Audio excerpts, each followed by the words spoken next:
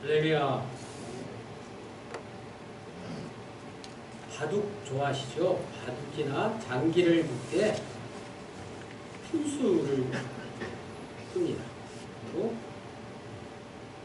또 바둑이나 장기 같은 것을 칠 때 꼭 필요한 게 푼수 말고 한 가지가 있죠. 수읽기. 수읽기가 중요합니다. 더 나아가서 대부분의 운동 경기나 대인 관계에 있어서도 수읽기가 필요하죠. 바둑을 둘 때 내가 여기 돌을 놓으면 상대방이 어떻게 대응할 것인가를 머릿속으로 그려보는 것이 바로 수읽기입니다. 고수들의 말에 의하면 수읽기를 방해하는 것이 있는데 그것이 무엇일까요? 수읽기를 방해하는 가장 큰 이유는 바로 욕심이라고 합니다. 바둑 기사 조훈현 구단의 말씀입니다. 수읽기를 방해하는 가장 큰 이유는 욕심 때문이다. 꼭 이겨야 한다는 욕심이 꿈틀거리면 수를 제대로 보지 못한다. 당장의 이익에 눈이 멀어서 서너 수 앞이 안 보이고 바로 앞의 수만 보인다. 그래서 수읽기를 제대로 한다는 건 마음속에 솟아오르는 욕심을 버리는 것이다. 놀랍게도 이 말씀이 바둑뿐만이 아니라 우리의 삶 전체에 동일하게 적용된다는 사실입니다. 우리의 인생 가운데 가장 합리적이고 이성적이고 또 가장 남들이 보기에 옳게 행동하지 못하는 것, 그것은 바로 욕심 때문에 그렇다는 말씀이죠. 욕심 때문에 상대방의 마음을 도저히 알지 못하는 것입니다. 오늘 이 시간 부요하지 못한 자의 예를 통해서 진정으로 부요한 자가 될 수 있는 비결에 대해서 알아보겠습니다. 13절에 무리 중에 한 사람이 이르되 선생님 내 형을 명하여 유산을 나와 나누게 하소서 하니 신명기 21장 17절에 볼까요? 신명기 21장 16절 17절에 보면 유산 분배에 대한 율법의 구체적인 내용이 기록되어 있습니다. 장남에게는 2몫을 주고 차남에게는 1몫을 주도록 명시되어 있습니다. 전체가 3몫인데 2몫을 장남에게, 1몫을 차남에게 주는 것이죠. 장남이 유산을 독차지하려고 하거나 차남이 1몫 이상을 요구할 때가 있으면 랍비가 중재자 역할을 했습니다. 그런데 살다 보면 이 유산 분배의 문제가 율법에 정한 대로 그렇게 정확하게 되지만은 않겠죠. 본문의 상황을 놓고 형과 동생 중에 누가 욕심을 부리고 있는지를 알 수는 없습니다. 형이 2몫 이상을 요구하는 것인지 아니면 동생이 1몫 이상을 요구하고 있는지 말이죠. 중요한 것은 누가 부모님을 위해서 부모님을 모시고 부모님을 제대로 공경했느냐에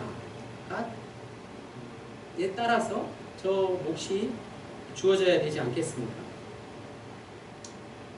추측컨대 지금 동생이 예수님을 찾아와서 이 일을 제기하고 있기 때문에 형보다 동생이 욕심을 부리고 있을 가능성이 커 보입니다.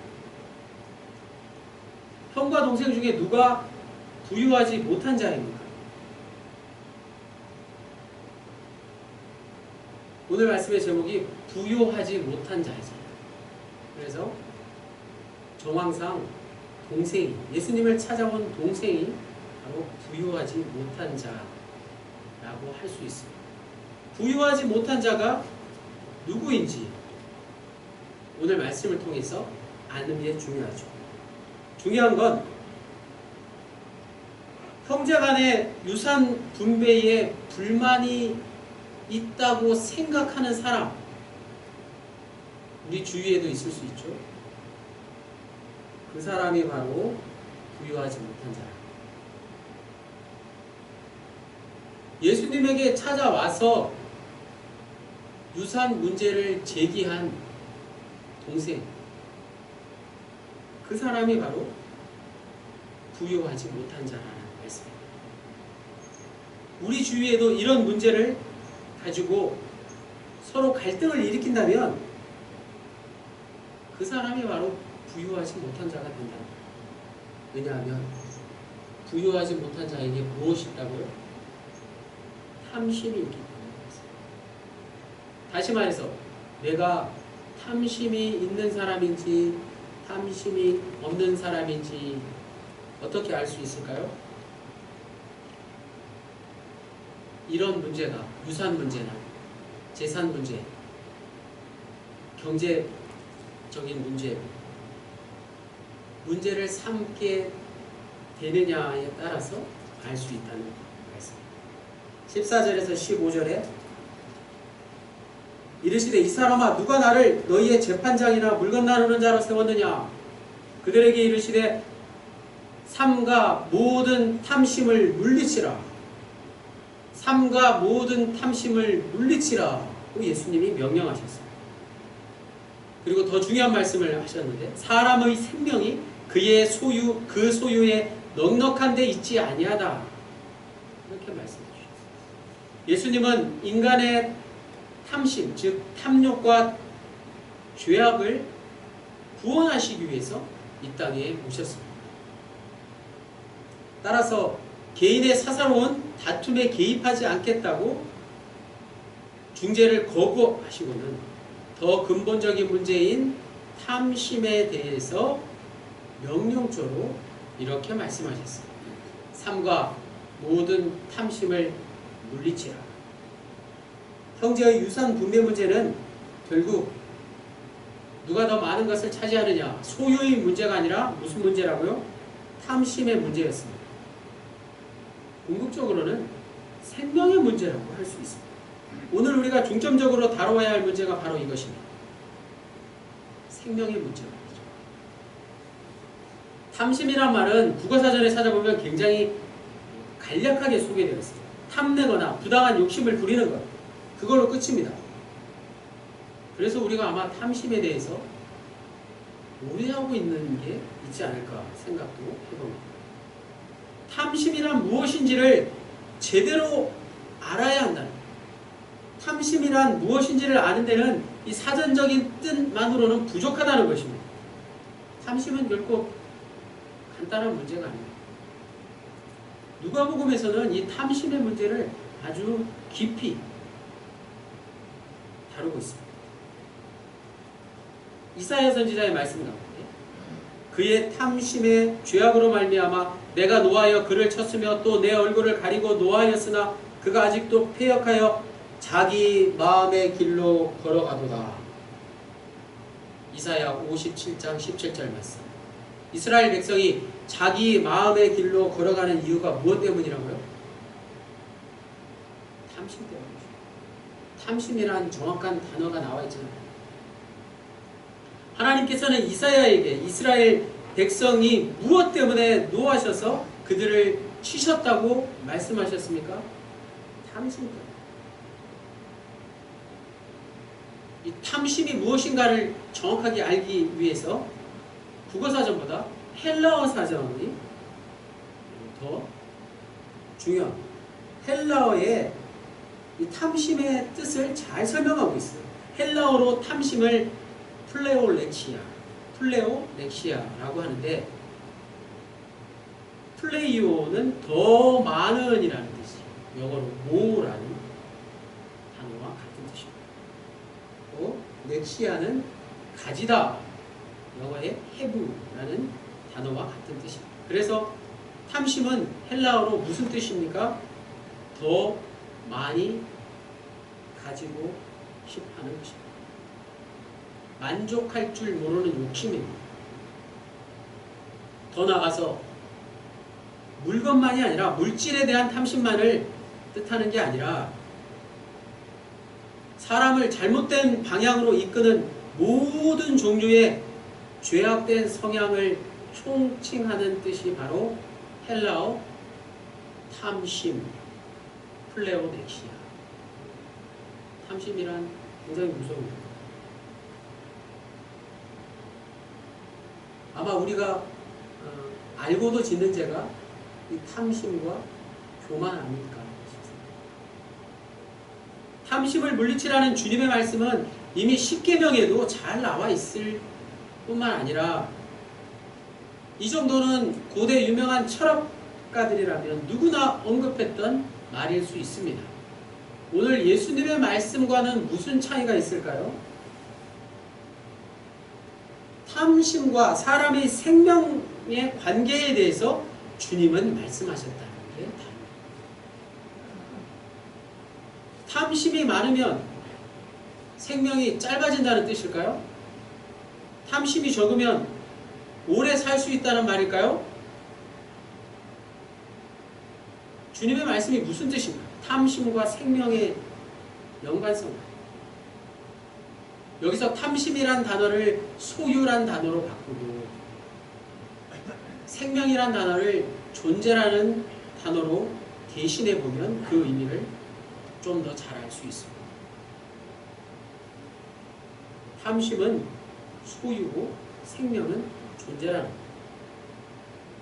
소유냐 존재냐라는 유명한 책의 저자 에릭 프롬의 말씀 중에 한 가지를 읽어드리겠습니다.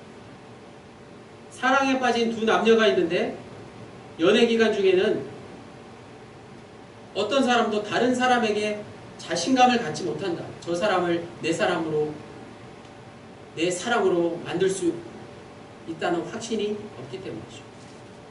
그래서 서로를 손에 놓으려고 부단히 애를 씁니다. 온갖 좋은 거 다 사주고 온갖 좋은 말 다 해주고. 그래서 양쪽 모두가 생기 넘치고 매력적이고 관심이 끌리고 아름답기까지 합니다. 어느 한쪽도 다른 쪽을 아직 소유하지 못했기 때문에 상대방의 존재에 관심이 많습니다. 그러나 시간이 흘러 서로 결혼하고 서로를 소유하게 되면 사랑이라는 게 존재에 관심이 있는 게 아니라 소유하는 어떤 것, 즉 재산이 되어버리고 만다는 사실입니다. 이제는 상대방의 승낙 따위는 얻을 필요가 없습니다. 두 사람은 사랑스러워지려고 노력하거나 사랑의 감정을 일으키려고 노력하지 않게 됩니다. 즉 사랑을 존재가 아니라 소유할 수 있다는 개념으로 받아들이기 때문에 그렇게 되고 맙니다. 사랑은 소유할 수 있는 게 아니죠. 사랑은 존재 그 자체를 사랑하는 것입니다. 오늘은 주일이죠. 주일은 안식일의 개념에서 시작되었습니다. 주일이나 안식일이 그냥 육체적으로 정신적으로 하루 그냥 쉰다는 뜻만은 아닐 겁니다. 안식일은 인간과 인간 사이 그리고 인간과 자연 간의 완벽한 조화 그리고 회복을 누리는 날이라고 할 수 있습니다. 우리가 나중에 천국에서 맞이할 진정한 안식을 생각해 보십시오. 아무도 소유하지 않은 그 천국.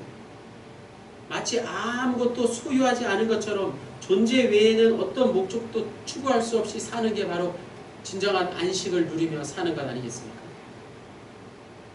문제는 이 세상을 사는 동안 우리는 어쩔 수 없이 소유를 강조하는 세상에 길들여져서 살기 때문에 존재의 소중함을 놓치고 산다는 것입니다. 존재만 있고 소유만 있고 존재가 없는 상태에 빠진 사람은 하나님과 이웃에 대해서 무관심해지기 때문에 하나님과 이웃에 대해서 무관심한 사람은 어떻게 되는 것인가? 우상을 숭배하는 것으로 우상을 숭배하게 되는 것이죠. 바울은 탐심을 우상 숭배로 정의했습니다. 그러므로 땅에 있는 지체를 죽이라. 곧 음란과 부정과 사욕과 악한 정욕과 탐심이니. 이 중에서 무엇이 우상 숭배라고? 탐심은 우상 숭배이라. 탐심을 우상 숭배로 바울은 규정했습니다. 탐심은 하나님을 내려놓고 거기에 인간이 누리고 있는 모든 것들, 그것으로 하나님을 대신하기 때문에 하나님이 가장 싫어하시는 우상 숭배가 바로 탐심인 것입니다. 그렇다면 오늘 어떻게 하면 이 탐심을 버릴 수 있을까? 이에 대한 답이 나오십니다. 우상을 내려놓고 다시 하나님께로 돌아와서 하나님만을 높여드리는 삶을 사는 것입니다. 예수님이 오늘 삶과 모든 탐심을 물리치라 이렇게 명령하듯이 말씀하신 이유는 주님께서 이 땅에 오신 목적이 바로 인간에게 물질적인 풍요를 가져다 주기 위해서가 아니라 인간의 마음에 탐심과 같은 죄악에서 자유를 얻게 하기 위해서 이 땅에 오신 주님의 목적을 강조하기 위한 말씀입니다. 이어서 16절에서 19절까지 보면 예수님은 한 부자 이야기를 비유로 말씀해 주십니다. 13절에서 15절에 나오는 유산에 대한 논쟁이 재물과 소유에 대한 욕심, 즉 탐심에 대한 이야기라는 것을 볼 때 16절에서 19절에 나오는 이 부자는 바로 어리석은 부자라고 할 수 있습니다. 한 부자가 그 밭에 소출이 풍성하여서 쌓아둘 곳이 없게 되자 궁리한 끝에 곡간을 헐고 창고를 더 크게 지어서 많은 곡식과 물건들을 다 거기에 쌓아두겠다고 말했습니다. 그리고는 스스로에게 이렇게 말했습니다. 19절에 또 내가 내 영혼에게 이르되 영혼아 여러 해 쓸 물건을 많이 쌓아두었으니 평안히 쉬고 먹고 마시고 즐거워하자. 평안히 쉬고 먹고 마시고 즐거워하자. 이 부자를 어리석다고 말할 수 있는 근거가 바로 이겁니다. 부자는 이미 소유하고 있는 곳간에 이미 소유하고 있는 것이 많음에도 불구하고 그 많은 재산을 가지고 쾌락을 즐기며 살기로 결정합니다. 하나님에 대한 감사나 이웃에 대한 섬김의 태도를 조금 더 보이지 않았습니다. 물론 율법적으로 당연히 수행해야 할 어떤 의무는 어쩔 수 없이 형식적으로 했을지 모릅니다. 중요한 건 이 부자에게는 마음속에서 우러나는 진정한 감사나 진정한 섬김이 없었다는 것이죠. 그래서 19절 말씀을 유심히 살펴보면 또 내가 내 영혼에게 이르되 영혼아 여러 해 쓸 물건을 많이 쌓아두었으니 평안히 쉬고 먹고 마시고 즐거워하자. 내라는 단어가 반복되어 나오죠. 18절에도 내가 이렇게 하리라 내 곡간을 헐고 더 크게 짓고 내 모든 곡식과 물건을 거두었습니다. 지극히 자기 중심적인 사람이었어요. 내가 다 할 수 있다. 내가 이렇게 많은 것을 누리게 됩니다. 이 땅에서 사는 동안 평안히 쉬고 먹고 마시고 즐길 수 있으면 그것으로 된다고 생각했던 것입니다. 어리석은 부자의 관심은 온통 자기 자신이었고 또 이 땅에서의 삶이었습니다. 세상의 눈으로 볼 때 부유한 자일 수 있지만 신앙의 눈으로 볼 때 결코 부유하다고 말할 수 없는 것이죠. 진정 부유한 자가 누구입니까? 나 중심이 아니라 하나님과 이웃을 섬기는 자가 진정 부유한 자 아니겠습니까? 세계사에서 가장 큰 영토를 차지했던 왕이 있었죠. 그리스의 알렉산더 대왕입니다. 알렉산더 대왕 어제 기록을 찾아보니까 20살에 왕이 되었어요. 그래서 10년 만에 30살에 유럽과 아시아 대부분의 영토를 땅을 차지한 위대한 정복자라고 지금까지 사람들에게 기억되고 있습니다. 세계 곳곳에 알렉산더라는 도시를 다 만들어놨죠. 그러나 더 이상 정복할 땅이 없다고 탄식하며 33살의 젊은 나이에 죽음을 맞이할 수밖에 없었다고 합니다. 죽음 앞에서 그는 비로소 나는 아무것도 아니야.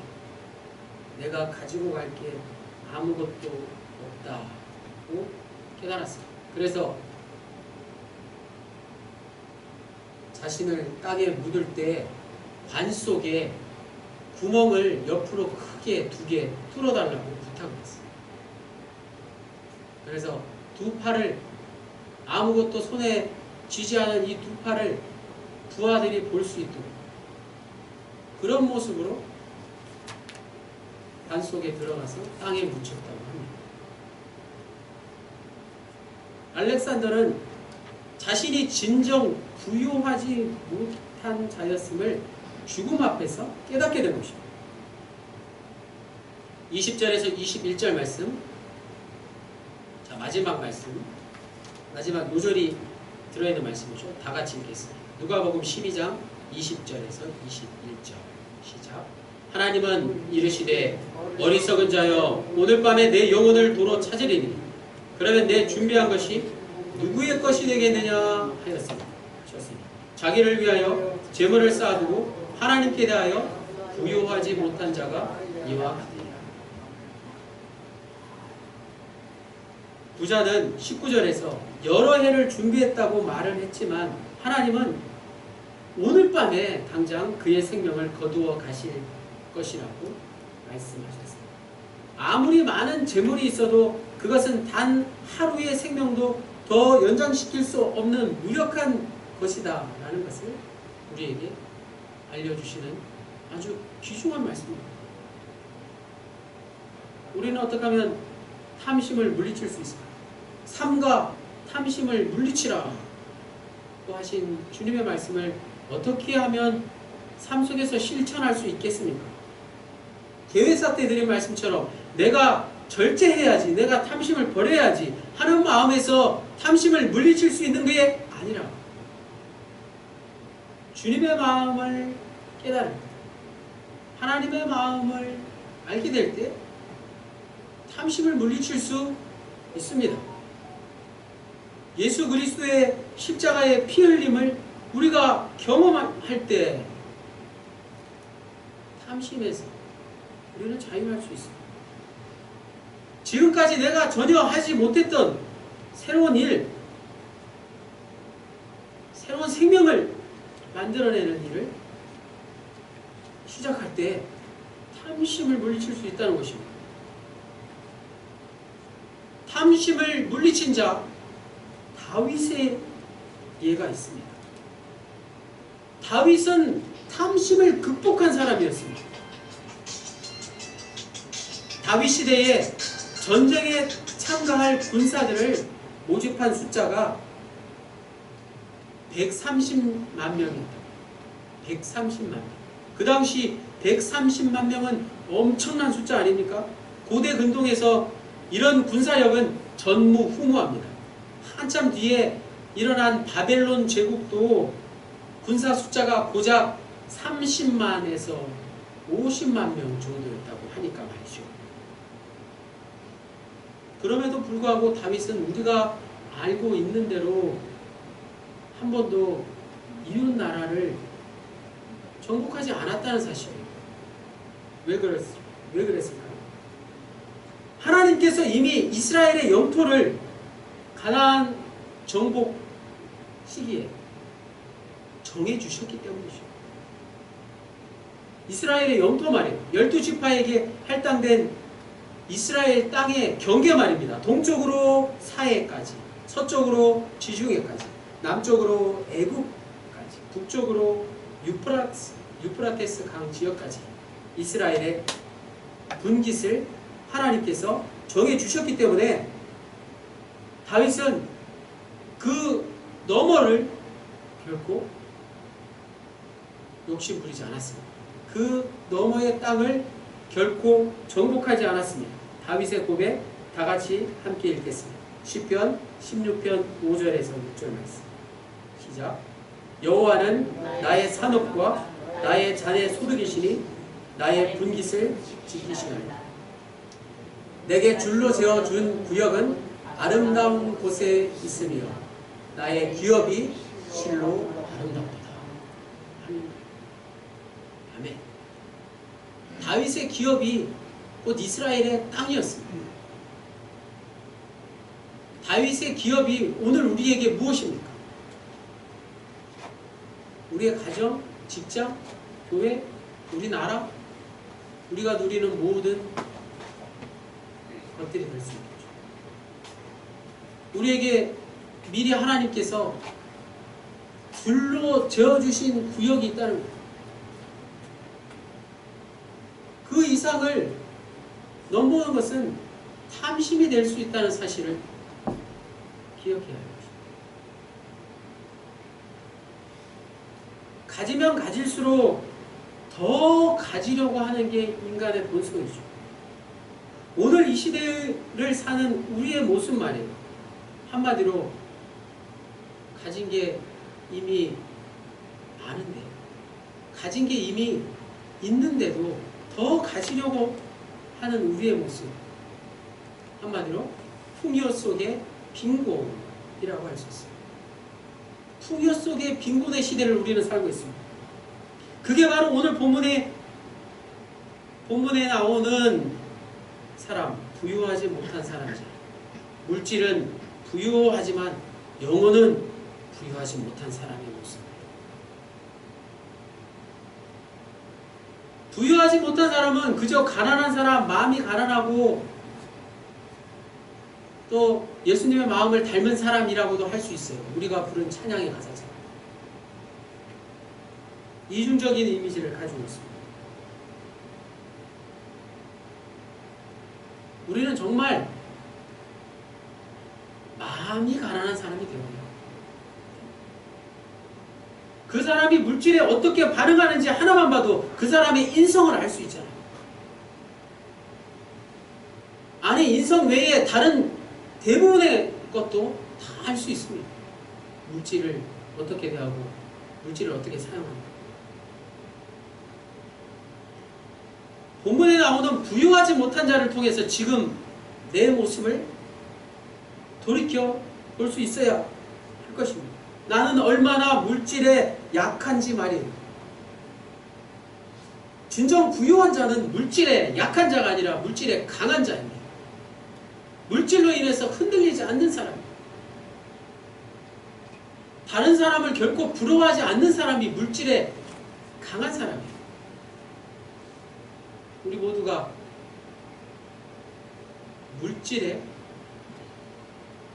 진정 강한 자, 진정 부유한 자가 될 수 있어야겠습니다. 오늘 본문에 나오는 부유하지 못한 자에서 이제는 하나님께 부유한 자로 거듭나는 우리 모두가 될 수 있기를 주님의 이름으로 간절히 축원합니다. 기도드리시겠습니다.